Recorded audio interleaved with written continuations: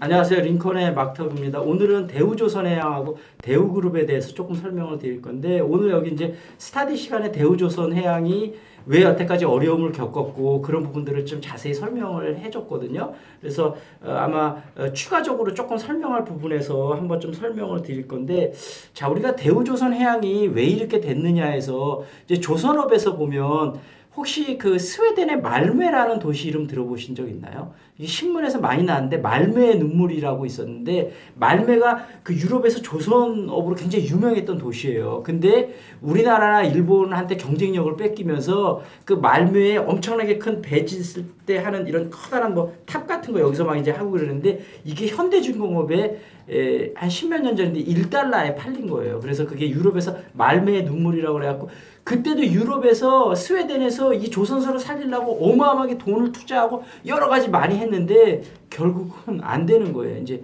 인건비라든지 이런 거 모든 게 경쟁력으로 안 돼 갖고. 근데 말메가 지금은 다른 교육이라든지 여러 가지 다른 업종으로 해갖고 그 도시가 다시 살아났거든요. 근데 어찌 됐든 뭐 이제 그런 일이 있어서 유럽에서는 아주 스웨덴에서 말메의 눈물이라는 그 용어가 굉장히 유명해요. 근데 이제 일본으로 왔다가 일본도 경쟁력을 잃어서 이제 우리나라로 왔잖아요. 근데 이제 우리나라에서 이제 중국 업체들한테 사실 경쟁에서 많이 밀리고 뭐 불경기도 있었고 미국에서 시작된 금융위기 뭐 여러 가지 여파에 있어서 조선업이 굉장히 어려워졌는데, 우리나라에서도 여기서 생각을 잘 해야 되는 게, 과연 우리나라는 돈을 더 투자하고 노력을 하면 조선업을 다시 살릴 수 있는 건지 아닌 건지, 이걸 의사결정을 빨리 한 다음에 그거에 따라서 정확하게 해줘야 되거든요. 근데 이제 두 개 양론이 있는데, 아까 이제 우리나라 조선 업체들이 이제 배를 만드는 거에서 너무 이제 일감이 없다 보니까 이제 플랜트 사업에 뛰어들었는데, 지금 상황은 어떻게 되냐면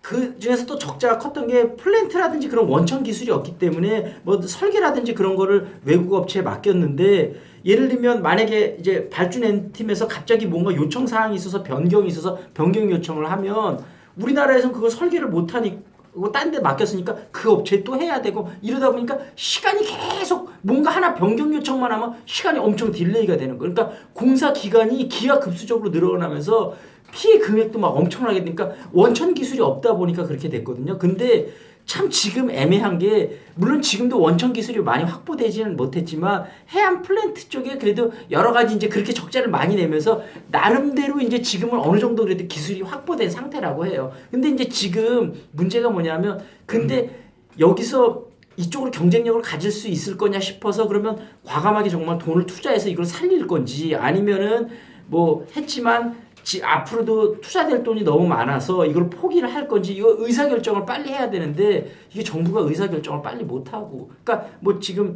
이 정부도 사태가 이러니 뭐 우리 뭐 여러분도 아시겠지만 의사결정 할 사람이 없잖아요. 이러다 보니까 이런 문제가 있고, 그다음에 특히 대우조선해양 같은 경우는 이제 이 회사에 오너가 없으면 이런 문제가 생기거든요. 그러니까 먼저 보는 게 임자의 회사 돈도. 그러다 보니까 정말 이게 방만하게 겨냥이 됐거든요. 그래서 이제 특히 분식회계 같은 경우는 제가 다음번에 한번 이제 설명을 드리는데, 이제 회계를 근데 조작하는 방법이 되게 여러 가지가 있어요. 그래서 예를 들면 뭐 공사 금액을 뭐 뻥튀기 하는 것도 있고, 지출 나간 거를 뭐 줄이는 것도 있고, 여러 가지 하여튼 방식을 통해서 하는데, 이 분식회계로 하면서 여러분이 또 하나 꼭 알아둬야 될 사태는 미국의 엔론이라는 회사가 있잖아요. 이 엔론이라는 회사가 분식회계 때문에 이게 망하게 됐는데, 이 사태를 잠깐 설명을 드리면, 엔론이라는 회사가 원래 이제 그 우리나라로 치면 어떤 회계 법인 같은 그런 회사였었는데, 이 회계 쪽으로 다른 회사들에 많이 자문을 해주다 보면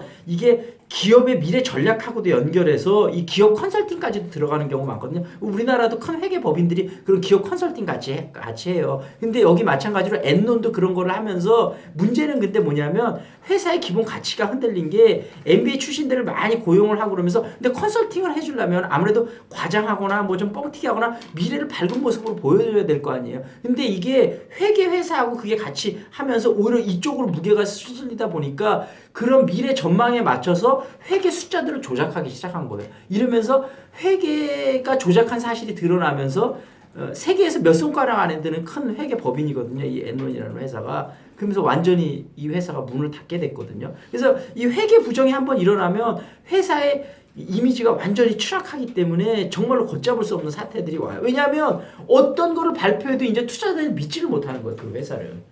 그래서 어찌됐든 아까 얘기했다시피 좀 말이 너무 길어져서 대우조선해양은 어찌됐든 지금 살려야 될지 안 살려야 될지 빨리 의사결정을 해서 액션을 해야 되는데 일단 2조 5천억을 더 투자했다고 하는데 이게 과연 이렇게 돈만 더 투자해서 살릴 수 있는 건지 이게 그때 제가 한번 그 얘기 한번 들어봤는지 모르겠는데 일본의 자리라는 회사가 우리나라 지금 대한항공 같은 회사인데 이게 적자가 많이 나서 정부에서 어떤 노력을 해도 못 살려냈거든요. 근데 한번 그때 얘기했다시피 일본 3대 경영의 신으로 불리는 이나모리 가조라고 일본 교세라 그룹 회장한테 맡겨서 이 사람이 책임지고 경영해서 2년 만에 이 자를 흑자로 전환시키거든요. 그러니까 사실은 대우조선해양을 하려면 공적 자금을 투자하는 것도 중요하지만 정말로 이런 책임감 있고 능력 있는 CEO가 자 KT하고 포스코도 엄청나게 실적 안 좋았잖아요. 근데 KT 이제 황창규 들어가고 포스코에 권호준 들어가서 살려냈잖아요. 그러니까 이런 능력 있는 CEO가 들어가면 대우조선해양도 살려낼 수 있거든요. 근데 그런 능력 있는 CEO를 빨리 임명을 해야 돼요. 그런 사람 없이 공적 자금만 계속 투자하면 밑 빠진 독에 이건 물붓기예요. 그래서 어찌됐든 그런 것들이 필요하다.